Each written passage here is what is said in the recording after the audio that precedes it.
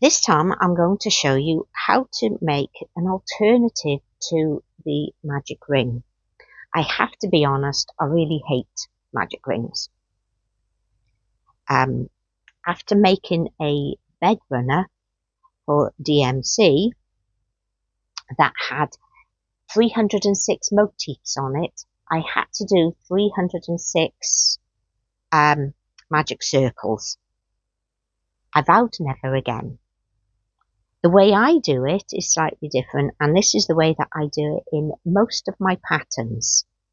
So you can see the circle there and there for the coasters.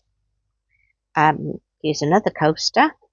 This is done in a slightly looser hook, so we do have a small hole in the middle, but as it's a coaster, it doesn't matter. The other thing is I use it on most of my toys, so you can see there in the middle. I will show you how to pull it tight as we go along. Right. I'm using thicker yarn and a slightly bigger hook for this, so as you can see what I'm doing. Make sure you leave a reasonable end before you start. Work your slip stitch.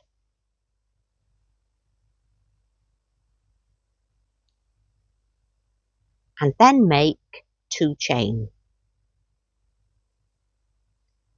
Now, assuming your pattern says that you need to make 6 double crochets into the magic circle, or in American terms 6 single crochets, we're going into this stitch here. I always work into the back bump here, and I work 1, 2, 3 double crochets. I then turn the work around, making sure the tail is on the opposite side, and work into the opposite side of the chain to do your next 3 double crochets. Now, it doesn't really matter what you're doing next. I tend to slip stitch and turn. If you're following a pattern that says to carry on, then carry on. But I'm just going to slip stitch this for the moment and do a chain there. You can see that we do have quite a large hole left. The advantage of this stitch is you can now thread the end, thread it through, pull it tight and fasten it off. But there is another way. This way's a little bit more fiddly, so I suggest that you try the first way before you play with this one. So again, slip stitch and 1, 2 chain. Put your hook into the back bump of the first chain. Get your end and hold it over there. Now this is where it gets a little bit fiddly because you've only got this knot to hold on to. Hold on to the knot really tight and work 3 double crochets. 1, 2, 3.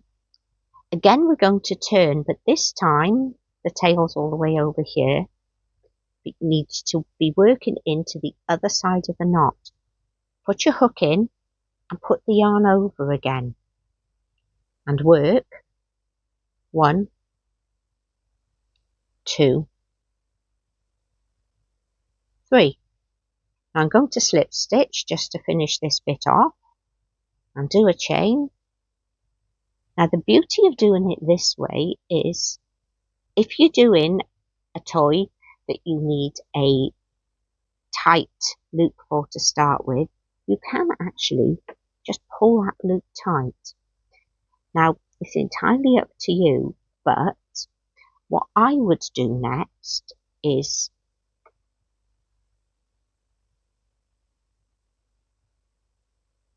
turn. Obviously you need to follow the pattern. Most of my patterns work this way. So we're going to do 2 double crochets in each double crochet. 1, 2, 3, 4, 5, 6. We've come across the tail, so this time we're going to put the tail up. We're going to put the hook into the next stitch and pull the tail across, so we're going to work over it. This is after we've already pulled it tight. Then 1, 2, 3, 4, 5, 6. Make sure you keep the tail to this side because this would be the back of the work. Slip stitch, 1 chain and turn, and you can see now that that is highly unlikely to pull loose. However, if you've left a long enough end, you can carry just working over it to catch it into your next row. Now, to keep the circle flat, we need to work an increase and 1 stitch on its own all the way around, so we end up with 18 stitches.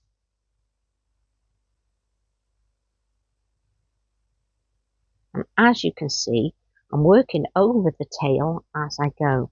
The fact that it has now been woven back and forth into 3 different rows means that it's quite possibly firm enough not to come undone if you're making a toy. If you prefer, you can sew it in.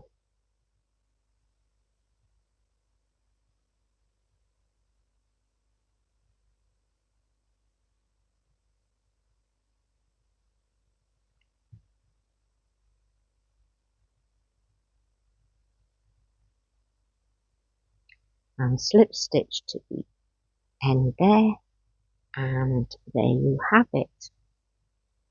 A nice circle with a tight hole and no magic circles in sight.